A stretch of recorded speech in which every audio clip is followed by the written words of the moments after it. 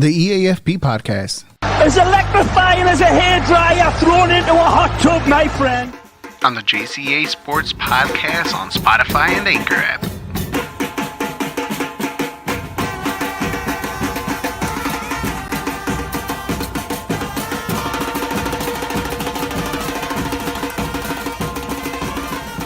Hey, what's up, everybody? Welcome back. Why is my light so dim? I just noticed that right now. Oh, well.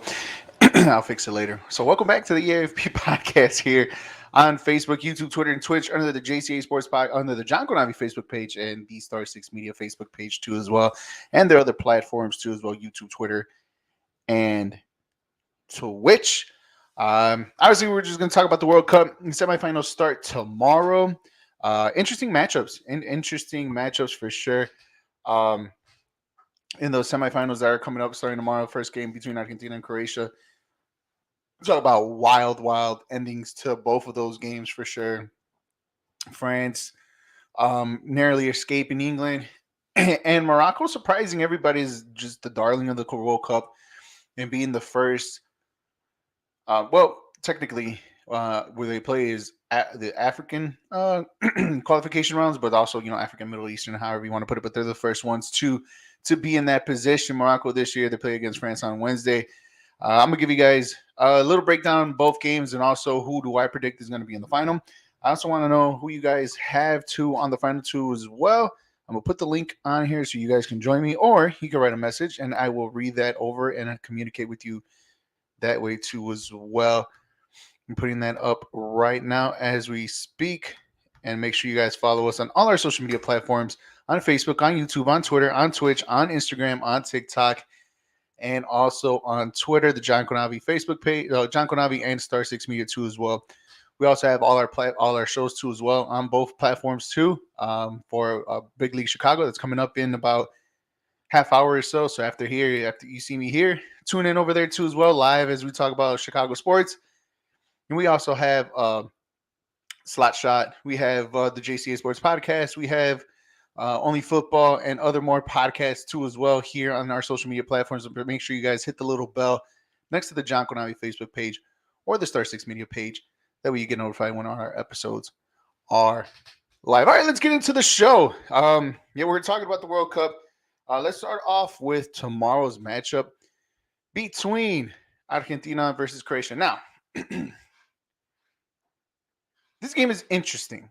And the only reason why I say this game is interesting is simply because you have one team that, and you've probably seen throughout the whole entire World Cup, one team that could probably dominate you in many aspects of the game, and could put the game away, put the game to bed right away, right? But they struggle in putting the game away. And if you're wondering who I'm talking about Argentina. And the reason why I say that, because there's already been multiple games so far this tournament. Let's go for the first game against Saudi Arabia, up 1-0, them turning around 2-1. Mexico, they didn't struggle, right? Poland, they sort of struggled towards the very end, but kind of put it away. But the round of 16, they struggled against who did they play in the round of 16? Why am I blanking on the round of 16 on who they played? Jesus. But Australia. They struggled a little bit against Australia. They kind of lingered them. I mean, they almost put the game away. They brought them back into the game, right? You've seen the quarterfinal matchup against Netherlands, which was a great game, by the way, and more to come about that game too later on in the program too. They dominated the game. They were by far the better team throughout the whole entire game. They were the better team, controlling possession, attacking wise too as well. And they got a comfortable 2-0 lead. Great play by Messi, threw ball in, and also the penalty obviously that he scored to put it 2-0. But they've been struggling to close these games out, these type of games, up 2-0, whatever, up 1-0. But they struggled. They keep the team attacking. They struggle defending towards the last 10 minutes. They struggle clearing the ball. For some odd reason, the pressure builds to Argentina a lot in the final moments and you've seen the case against the Netherlands. I mean, a quick cross in, header free, all by himself. Me personally, I think Emi should have done better than that. Obviously, going with two hands instead of one, but it is what it is.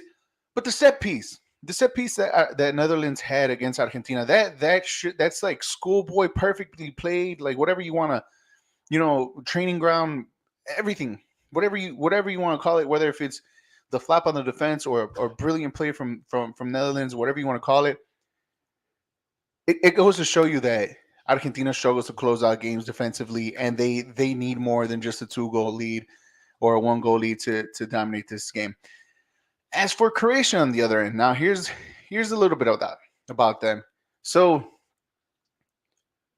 if you don't put them down or you don't put them out and you keep them lingering throughout the game, this team is going to get tougher and tougher and tougher and tougher as the minutes go by, as the game keeps going, as their confidence keeps growing, as their play keeps growing, right? Because they don't have that youth, that young, spirited team like some of the Argentina players have, or any other players or any other team in this tournament. But you keep them around a lot more. You keep them in this game hanging around, and you saw against Brazil. I mean, 0-0 first 90 minutes, 0-0 after the first 15 minutes of extra time. And it wasn't towards the last, I think, what was it when Neymar scored up, like with like 3 minutes left of extra time that was left, that they scored it. You thought that game was done and dusted, right? But here comes Croatia, a stingy team who, I mean, I know I did, and I know some people did too, who counted them out a little bit early, even though they're the runner-ups in the last World Cup. Well, they're showing on why they were the runners-up last year. That's why they're playing again in another semifinal this year against a team that could possibly leave the door open to compete in this game too as well.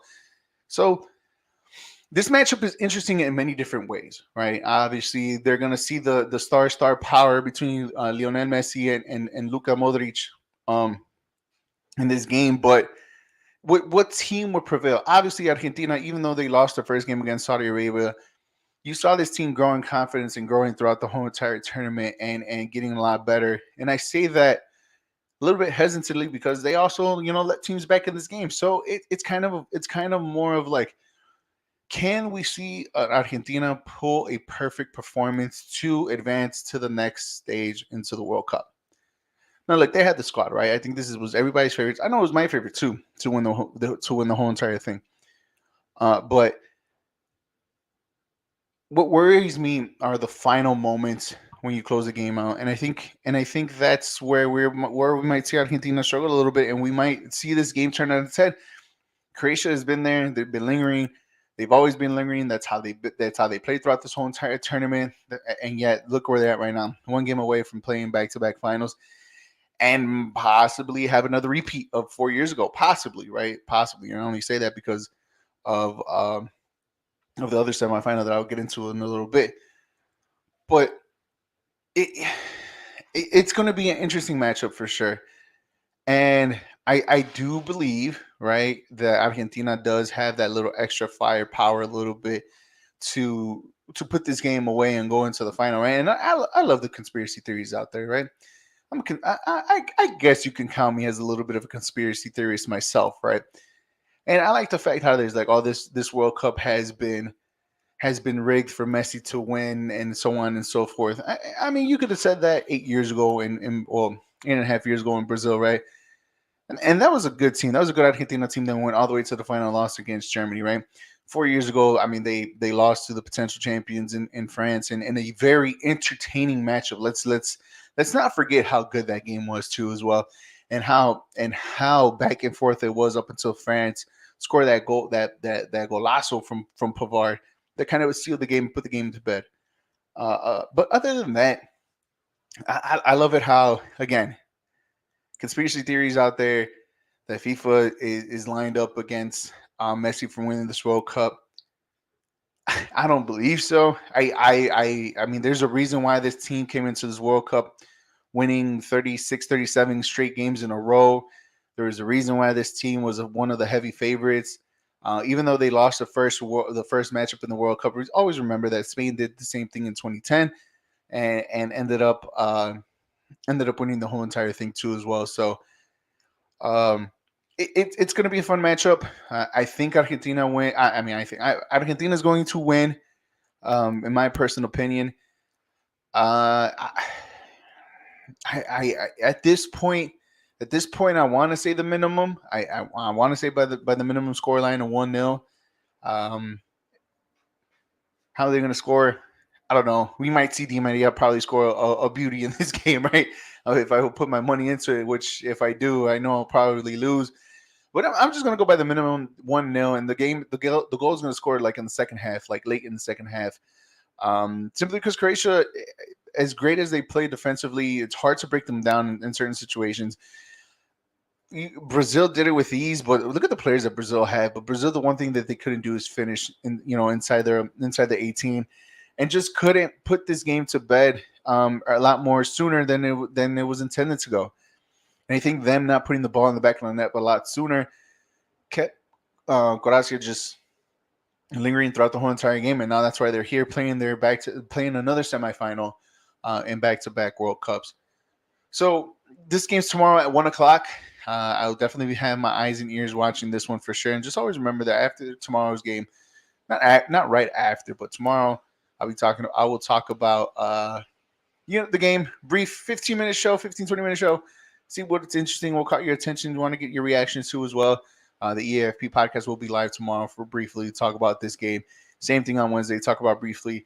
And then on Saturday we'll talk about the third place game and the lead up to the final, and obviously the last E.A.F.P World Cup podcast show will be on Sunday, right after the World Cup final. So that's the schedule that's going on for the week for the E.A.F.P podcast too as well. So Argentina, Croatia will be tomorrow at 1 o'clock. I think it'll be a good game, and we'll see how it goes. Again, minimum. If I were to if I want to give you some gambling advice, which you shouldn't, but uh, but I think Argentina by the minimum tomorrow. Will I be surprised if Argentina somehow, some way scores 2 goals? No, I would not be. That they find ways to put the ball in the back of the net. The only problem is, can they keep them from putting the ball in the back of the net too, as well, as because we've seen so far in the knockout stages that Argentina can be vulnerable and keep teams lingering around. Second semifinal game will be on Wednesday at the same time at 1 o'clock. France versus Morocco, a surprising matchup that I don't think anybody probably even envisioned other than Samuel Eto'o. I think Eto'o had Cameroon and Morocco playing in the final, and so far it doesn't. I mean, he's right. He's almost right on one part, right, with the Morocco side. But even then, Morocco, I think it's everybody's Cinderella story. I think everybody is on board with this team. Everyone enjoys watching this team. They beat Spain in penalty shootouts. They beat Portugal last game. In the quarterfinals against Portugal. 1-0 by the minimum in a very intense game for sure. That game was just back and forth. Portugal had opportunities galore. Pepe missing one with literally the last play of the game. Cristiano Ronaldo, beautiful through ball. I think it was from Bernardo Silva, one touch right straight at the goalie. I mean, left and right. Portugal had opportunities to tie this game, and Bono from Morocco was just amazing. He was on his head, standing out, whatever you want to call it, was just blocking, making saves left and right. All of that. If there's one team throughout this whole entire World Cup knockout stages that deserves to be in the position that they are right now, it is Morocco. Simply because in the group that they were in, they had a group that they had Croatia, they had Canada, they had Belgium. By the way, Canada was the only team to score on them in open play throughout this whole entire World Cup. Just let that sink. Let that sink in for the moment. For a quick second, Canada, the worst team in this group, the team that everybody scored on and everybody got 3 points, has been the only team to score on them in open play, which I think it was a penalty if I'm not mistaken. I may be wrong, but the only team to score in Morocco so far this World Cup. That is insane. This team is so tightly constructed defensively. The coach, I think he's only been in the job since July, I believe. Like this is like a team of destiny that everybody should get behind, and everybody should watch, and everybody should root for. And for them to be in the position that they are right now, nobody gave them a shot against Spain. They hung around. They played a tight game. They couldn't, find the put the ball in the back of the net. A lot of things went to penalties. Spain took like the worst penalties that could ever be taken, other than the first shot, and Morocco came out on top. Morocco played a beautiful, perfect game against Portugal, minus a few. I mean, obviously Portugal has brilliant players that could break down easily, but again, the goalie, the team just played perfect. Once they got the first goal, once they got the only goal, that was it. Now, see, me personally, like I didn't really put much thought into it, but I thought the safest bet, and especially what we saw from Portugal in the round of 16, and how attack minded they were, and how quickly they were going on top, and how they were just scoring galore, and like how attacking they were. I really thought they were going to have a goal against Morocco, and it was a safe bet too. I put goals over 1.5. Safest bet. I thought, hey, no problem. I'll take my minus 230 and just parlay that with something else. That'll help me make my $5 get a little bit richer. No, it was 1-0. I mean, Morocco had another chance in the 90th minute, but that's another story for a whole nother day. But Morocco has been playing, even though they got a red card, they were even tougher to defend with one less player. And by the way, they almost scored a goal too in stoppage time. So it's crazy how this team of destiny in Morocco has been, like I said in the beginning of the show, first African Middle Eastern team to make it to a semifinal in a World Cup. So congratulations to them. Your prize is for playing against the defending world champs France, who, I mean, they've this team had injuries just left and right coming into this World Cup, and it looked like they haven't missed a step since winning it back in 2018. Now, everybody thought World Cup curse. If you guys don't know about it, the defending champions always has been knocked out of the last 5 out of the last 6 World Cups. Um, 2018 Germany in the group stage, 2014 Spain in the group stage, 2010 was Italy in the group stage. 2006 Brazil was probably the only team that made it out of the group stage but lost in the round of 16. 2002 Brazil got knocked out in the group stage. I'm sorry, France got knocked out in the group stage in 2002, and in 1998 Italy got knocked out of the group stage too as well. So like, there was a curse. Look, France were there now, and I knew that curse wasn't going to be real for this team, because this team, you put this team starting 11 strength by strength, and it's probably like one of the best constructed team, in this World Cup, starting 11 wise, and it's shown. And obviously, Kylian Mbappe in France is a whole different Kylian Mbappe in PSG. This guy, when he plays for the country, it's a whole different guy, a completely different player. Completely, it's like Neymar with Brazil. Completely different player, and he's been showing why he may, in the next World Cup here, he may break the scoring title for the most goals scored in a World Cup. Oh, by the way, he's only 22, so he has another 2, maybe 3 more World Cups in him, depending on how his career goes, in breaking that record, and probably making it even more impossible for another next Mbappe to show up. So I, this one this one to me, now, given how now England and France was a beautiful game. It was attacking wise, like the talent was toe for toe. The attacking options were there.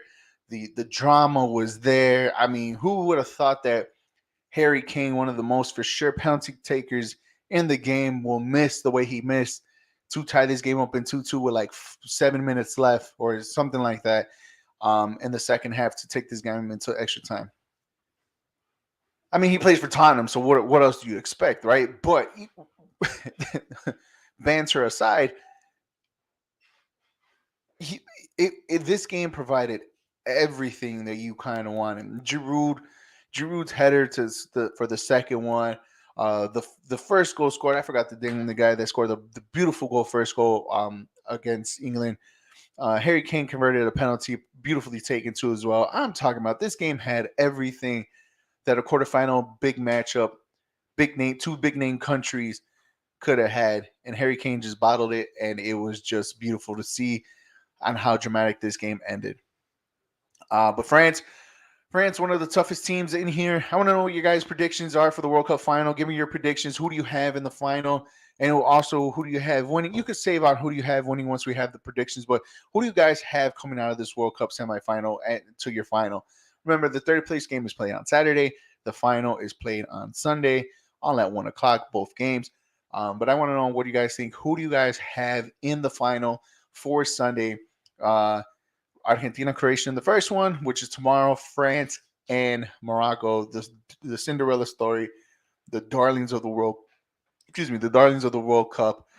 Everybody's favorite team since your country has already been eliminated in Morocco. Do they have a chance against France tomorrow? I mean, they've gotten this far. They've already beaten the teams of Belgium, the teams of Spain, the teams of um, Portugal. They it was a team like Croatia was the runners up. I mean, this team is for real. They haven't shown they haven't gotten any respect. And now the biggest amongst the biggest tests that they've gotten so far will be on Wednesday. So what do you guys have going into the final? Do you have Argentina, France, basically like everybody else? Are you gonna mix it up? Are you ready for chaos? Do you want Argentina, Morocco? Do you want Croatia, Morocco? The repeat of 2018 in Croatia versus France. Do you want that final once again? I mean, many different matchups. I want to know what you guys think. Put it on the comment section here, and let me know what you guys think. Uh, Speaking of Argentina too, as well, the scuffle between Argentina and the Netherlands hasn't been overblown. Now everybody has been talking about it simply because it was also played on the same day where Brazil and Croatia also went to penalties, and you've seen the different level of sportsmanship. Now, you know what I think? I think it's been overblown, to be honest. Look, there's there's stigmas everywhere. The Louis Van Gaal stigma, how he doesn't like the Latin players, whether if it's from Central America, I mean South America, Mexico, obviously because he had Chicharito when he was the manager of Manchester United, and outside, I guess outside of Europeans, but definitely for sure on this side of a hemisphere, he doesn't like the type of players. Um, or the banter between both teams. Obviously, Paredes kicking the ball into the bench that caused the whole melee, which was pretty. I mean, it was fun to see. Don't get me wrong. I enjoy a little bit of. I mean, hell. I mean, there's games worse here in Clasa. You know what I mean? Like Clasa has a lot more worse atmospheres that, but it's finally good to see a a a a professional in the grandest of world stage just to see a little bit of feistiness. There's nothing wrong with people talk smack back and forth. Help people do it. Even right now, wherever you go play, people just keep talking smack. To see it on the professional world stage, I mean, it goes to show that the competition level is high. Again, two teams, I mean, Netherlands, who's been to a final and a semifinal before, uh, looking for another run. It was just, it, I don't mind it. I really don't. Has it been overblown? Sure. I mean, there's been pictures of. I think I've seen two different pictures of what class is and what is in class. Obviously you've seen a couple of the Argentina players just running across the Netherlands players after Martinez scoring the penalty kick to seal the victory and for them to go into the semifinal. I mean, you've seen players Messi celebrating even after. I mean, hey, um, what's the word? Everybody's already starting the new word with Messi. Was it Bomo? You know what it is? Or Bolo, whatever the word was. I mean, it's look. These guys are competitors too as well, and you guys have to understand like the competitive nature of the game of the sport. And if you get that, does it look bad? Eh, as long as there's no kicks, there's no fighting. As long as not like the 80s and the 90s where people be drop kicking each other left and right. I'm fine with that, right? But give it the competitive nature, but it is whatever you want to. Whether it was a good thing or a bad thing, obviously everybody's going to be on the negative side out of this. But to be honest, I don't mind it at all. This is a fiery competition. It was a fiery situation. It was two teams competing. It was two teams trying to get into a semifinal, and of course tensions are going to be high, blood levels are going to be high, everything's going to be up a notch a little bit. Let the players be. I think people are overblowing this simply because it shouldn't. It's not the football way. It's not the soccer way. Yes, it is. It's part of the game. We do it every day here. You don't think the professionals will do it just because they're professionals? They have to have a step above everybody else. No, they're competitors. Let them. It was fun to see. I enjoyed it. I enjoy chaos. I'm not gonna lie. I'm not gonna sit here and say I don't enjoy chaos. I love the chaos. Let the chaos bring the chaos. Why don't you?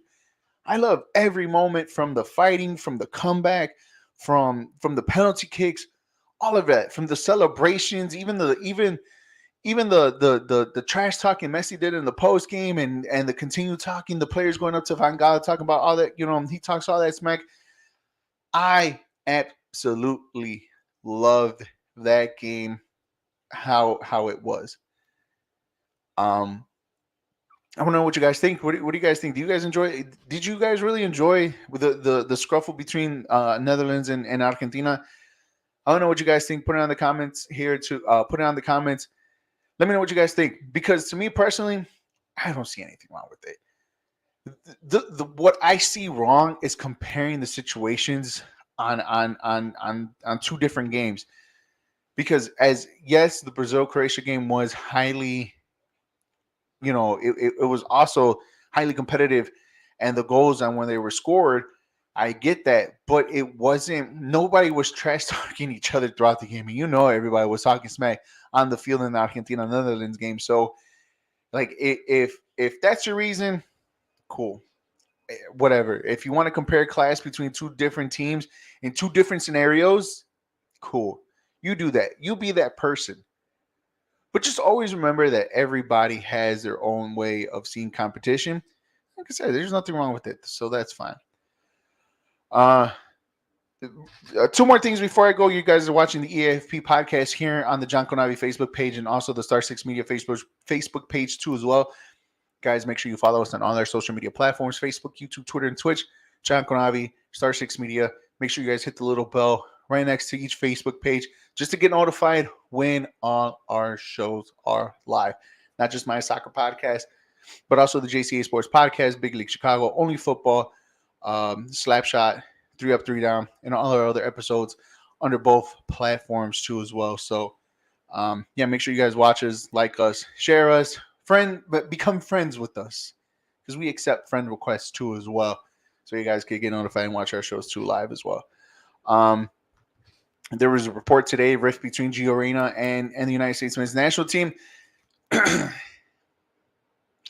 My problem here is, and I want to talk briefly on this because I found this very interesting, and I wasn't going to put this on the show today, but since it came out today that Gio finally commented on how this report came out, and he thought it was going to be in-house, which it should have, but apparently Gio didn't like the way that how he wasn't in the starting lineup in either of the World Cup games for the United States men's national team. He only showed in once, and I think that was the game against the final game, and I think the last two games he hopped on as a sub. But my personal reason behind this, in a tournament like the World Cup, in games where games do matter, not only by points but goals scored and everything like that, I feel like you find a way to put in your best starting 11. And Gio Reyna, to be honest, is probably one of, or the second or the third best player in the United States men's national team pool. You could rank behind Christian Pulisic. You could put him behind Tyler Adams. You could put him ahead of both of them. However you want to rate Gio Reyna, but Gio Reyna is literally top three of your talent in the United States men's national team. You find a way to put him there. Imagine him with Musa and everybody else. Like, you find a way to put in your best starting 11. Of course, you're going to make changes here and there, right? That's part of the World Cup because you play probably every third or fourth game or fourth day anyways. So you find a way to put in your best 11. And if Gio Reyna is not in your best 11, something's wrong. Something is wrong. You didn't have a legit striker in your team. I mean, I'm talking about legit goal scoring striker. You didn't. You only scored 2 goals in this whole entire tournament. 3. There was a reason why. In Gio Reyna being your most creative player, your most attacking player, your most the guy that's playing in one of the highest levels in Europe with Borussia Dortmund, you find a way to put him in your starting lineup. Should he reacted that way? No, of course not. You're a professional. But at the same time, it's a 20-year-old kid, 21-year-old kid. So he's young, he's learning, but you don't put that type of talent and keep it on the bench and yet not use him for the first 2 games. And especially the game against Wales, like you don't use him at all where he could have made a difference. But you find a way to put him in. You find a way to put in your best starting 11, and he, in that talent pool of the United States men's national team, he's your 3rd best player, or he's in your top 3, depending where you want to rank him. That's just my personal opinion. But I think Berhalter got all of this wrong. This story shouldn't have leaked. He should have kept it in house. We knew something was wrong. Did we want to know? Sure, we did. But as a coach, you should know your starting 11 and who's your talent, which one's your better talent. Then you find a way to mold that around. And if you don't, then something's wrong. You shouldn't be a coach. And for them to talk about contract extension for Berhalter, I don't like it. I don't like it. They didn't look good coming into this World Cup. The last year of the United States men's national team leading up to this World Cup wasn't good. The friendlies wasn't good.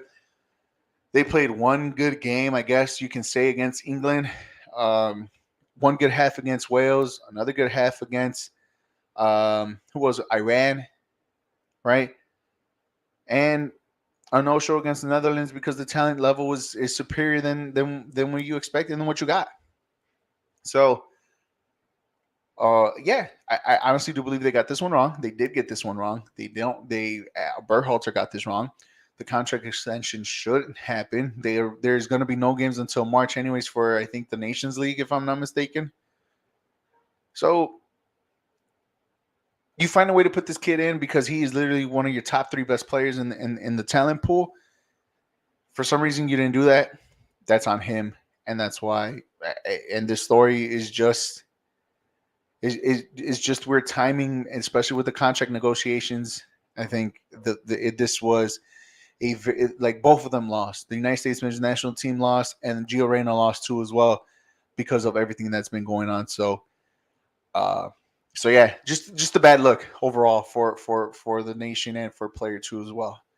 I'm about to leave right now. Thank you for watching and listening to the E.A.F.P podcast here. I'm just going to give you my final prediction for the final, who's going to win. I think I'm just like everybody else right now. It's going to be Argentina, France for the final in the 2022 World Cup. How comfortably, I don't know. I'm just taking the safe bet. I hope for chaos. I hope Morocco somehow, some way beats France. I hope maybe we might get the what's up, Jose? I hope we get something. Maybe I don't know. Do I want chaos? Sure, but I wouldn't mind seeing. I wouldn't mind seeing Mbappe versus Messi in the final. Like, look, we got that 4 years ago in the round of 16, and man, was that a game? That one was probably one of the best games in the 2018 World Cup. France versus Argentina in the round of 16. To see that same game matchup in a final, give me that 10 out of 10 times, right? Again, I don't mind a little chaos. I don't mind being Croatia versus Morocco. I don't even mind seeing Argentina versus Morocco. I don't. I really don't.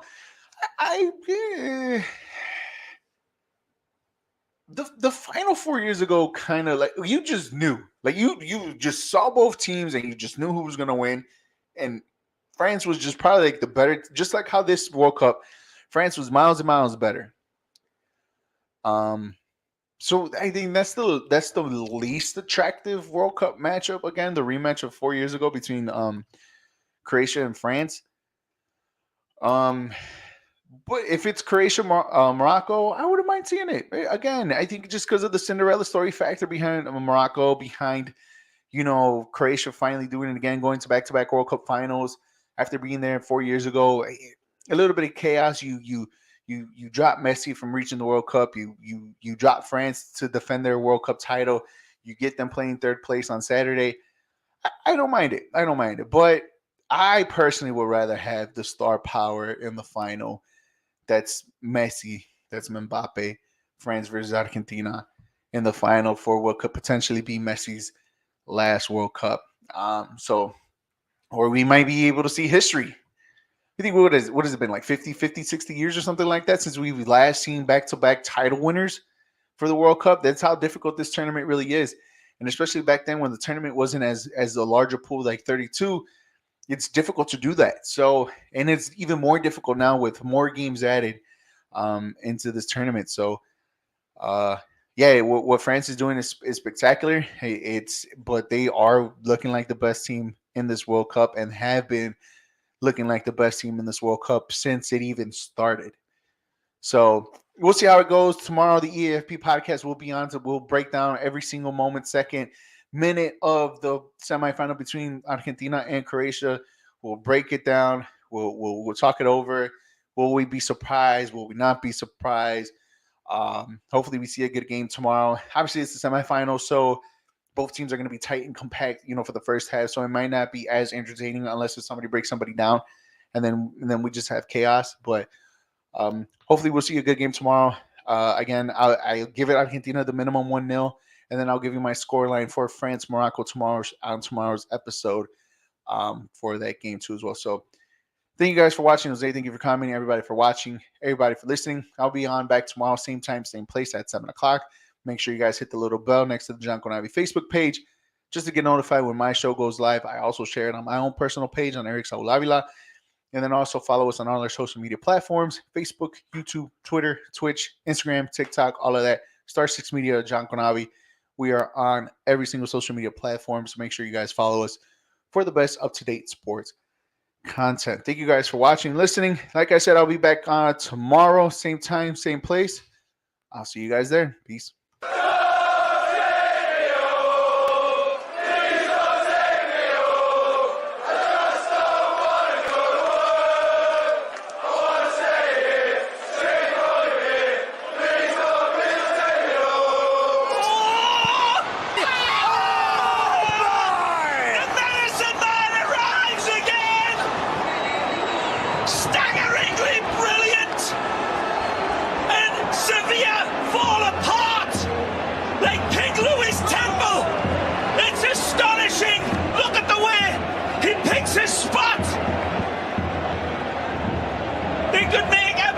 Scrooge smile with the quality of his goal. See you later.